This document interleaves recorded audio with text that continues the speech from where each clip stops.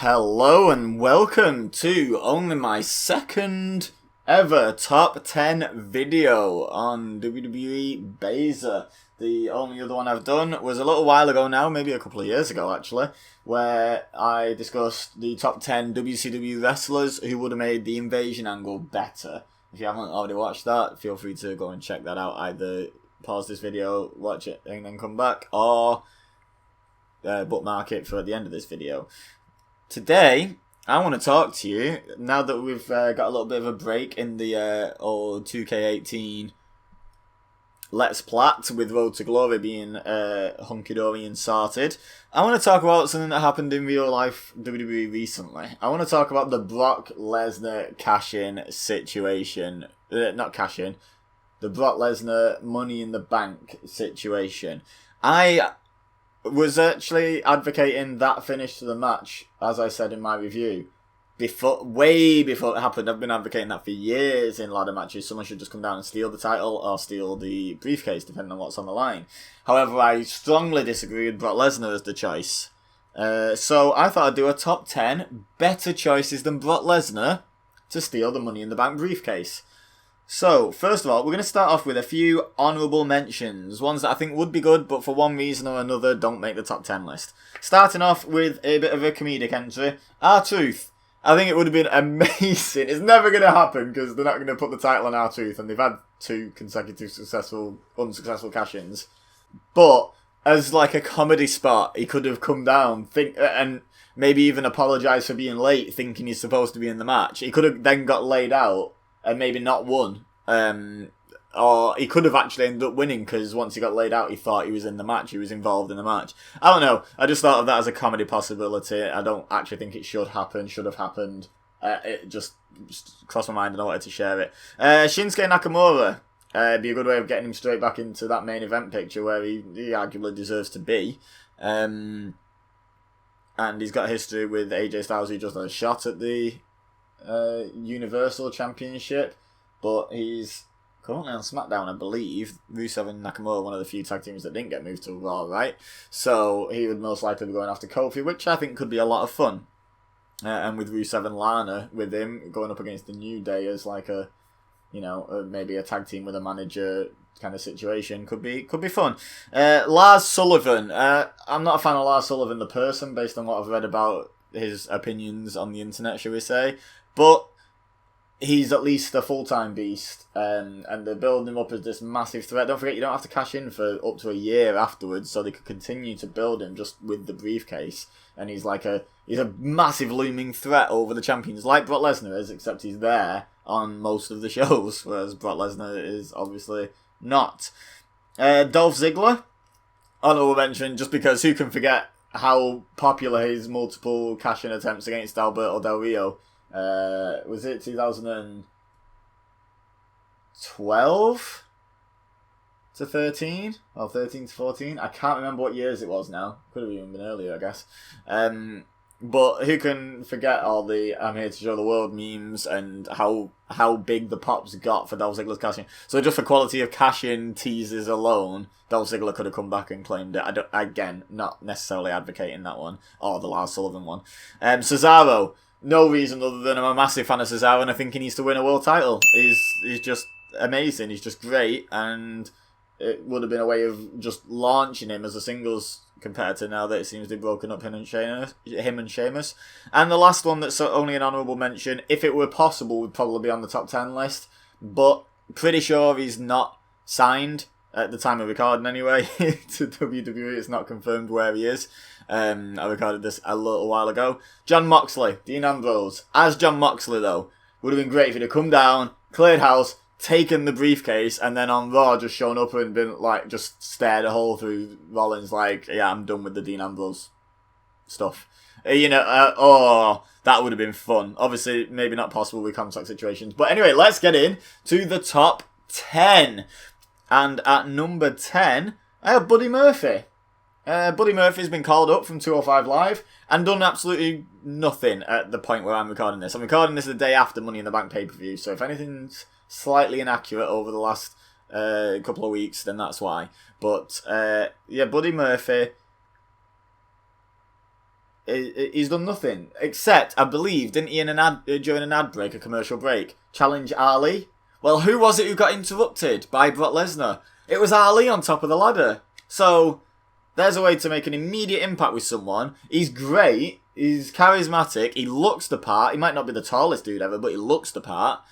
And he's got a ready-made feud with Ali there that can be extended by this. And SmackDown isn't exactly Land of the Giants, so he wouldn't be out of place as WWE Champion, or at least contender to WWE Champion over there. He's so low down the list, though, because I'm not sure I see him ever being WWE Champion. I'm not sure he's in that echelon, and we won't want 3 unsuccessful cash-ins in a row. But I thought for the one night only story, going forward it'd be a nightmare, but for the one night only story, I thought that'd be great. Number 9 is exactly the opposite. It would be a great long-term story. It's Big E. Big E, if he was cleared to return, which I don't know what the timeline's been with Big E at all, but if he was cleared to return, he could have shown up, he could have taken Money in the Bank briefcase, rejoined New Day, and had that simmering tension in the group. And whether he cashes in on Kofi, or he could cash in on whoever ends up taking the title off Kofi, and New Day stays a group. You wouldn't even have to break them up, but it'd be a really interesting dynamic to have the World Champion and Mr. Money in the Bank in a faction together.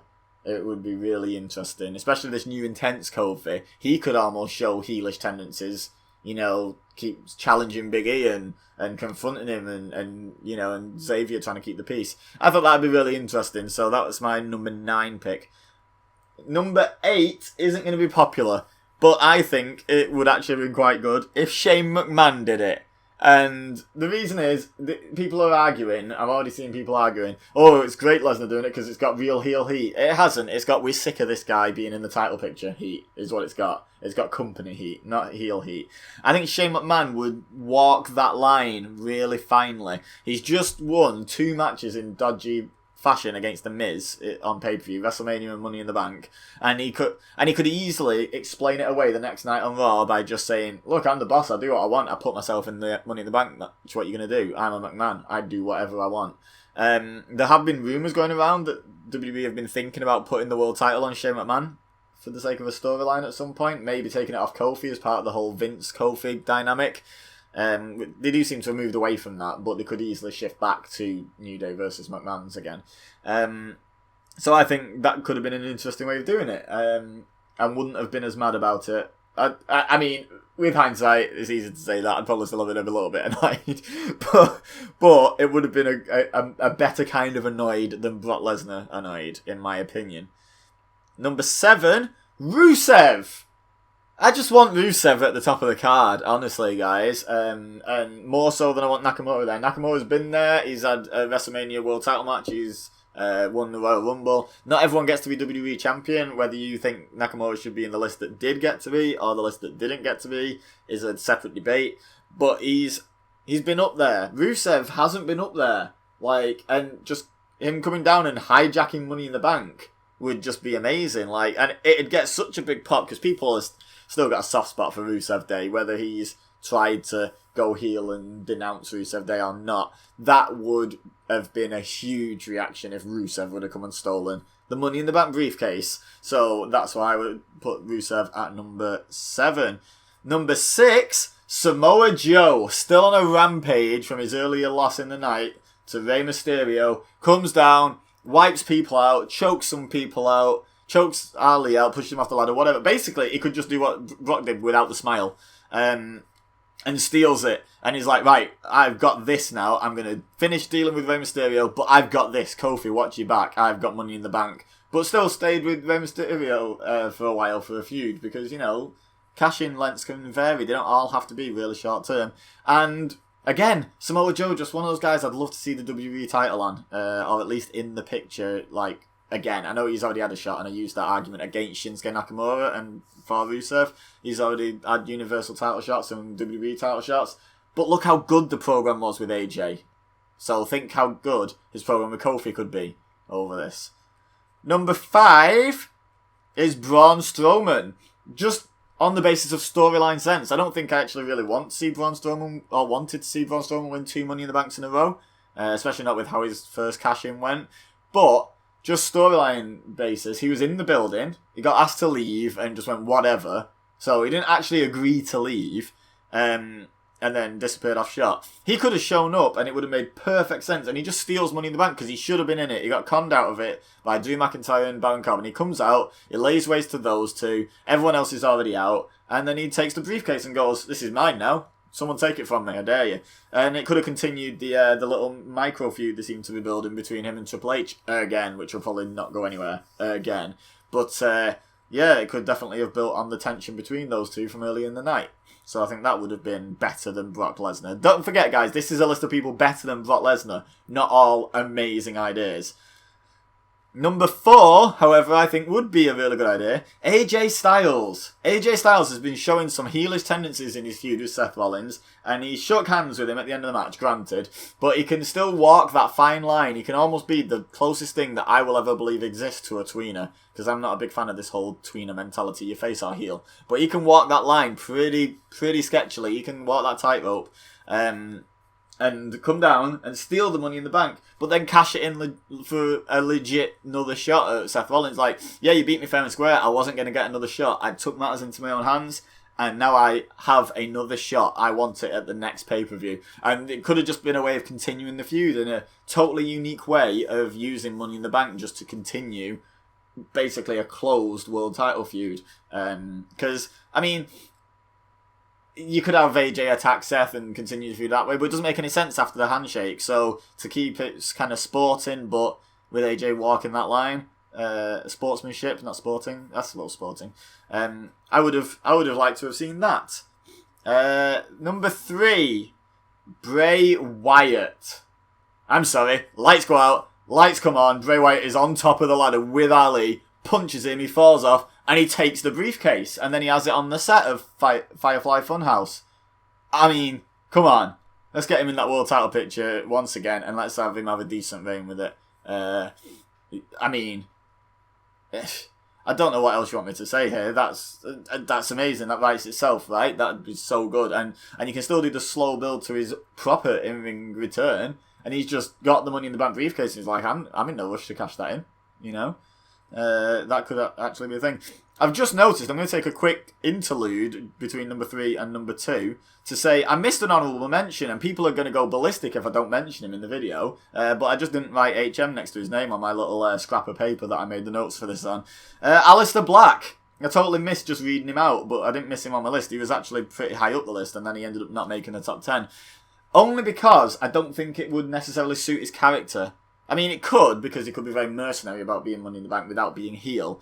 But with the way they've been building up his sort of about to turn singles push, I'm not sure it'd suit him too well. But he's got the history there with Ricochet. He could even potentially have stolen it from Ricochet. And it would have been more interesting than Brock Lesnar, so it's still in honourable mentions for sure. Back to the list. Number 2, Sami Zayn.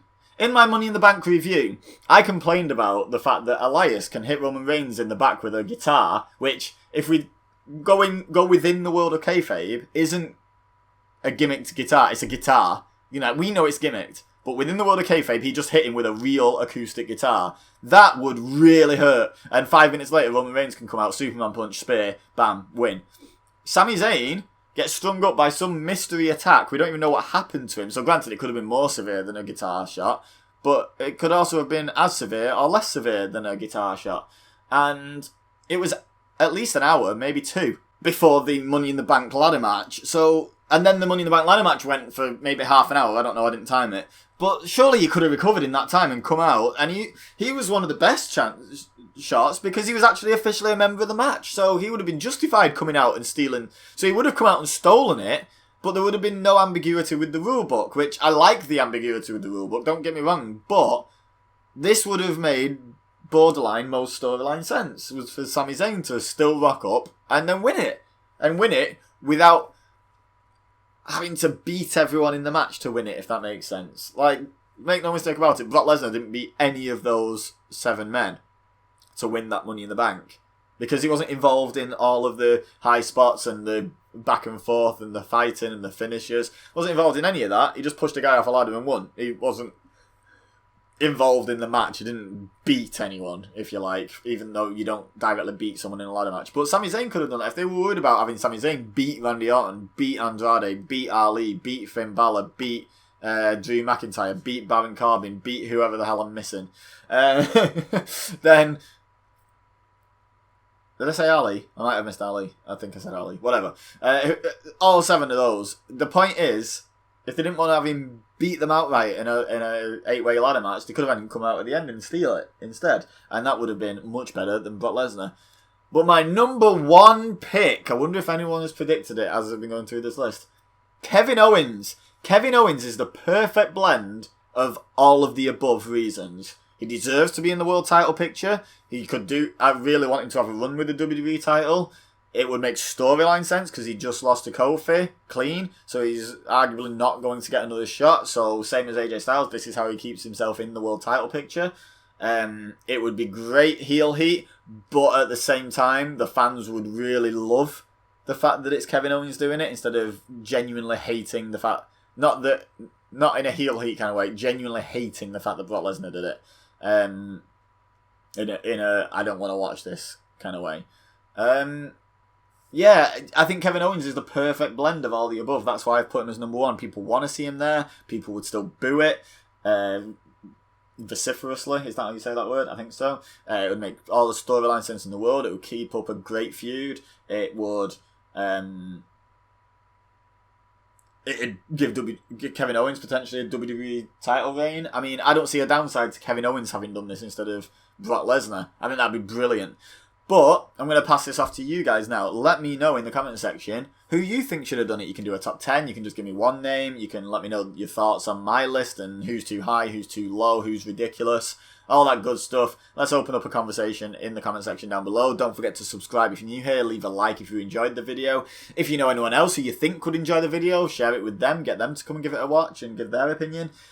Let's do all that good stuff. But for now, all I have left to say is thank you very much for watching. As always, I've been Ibeza. You've been amazing. And I will see you next time.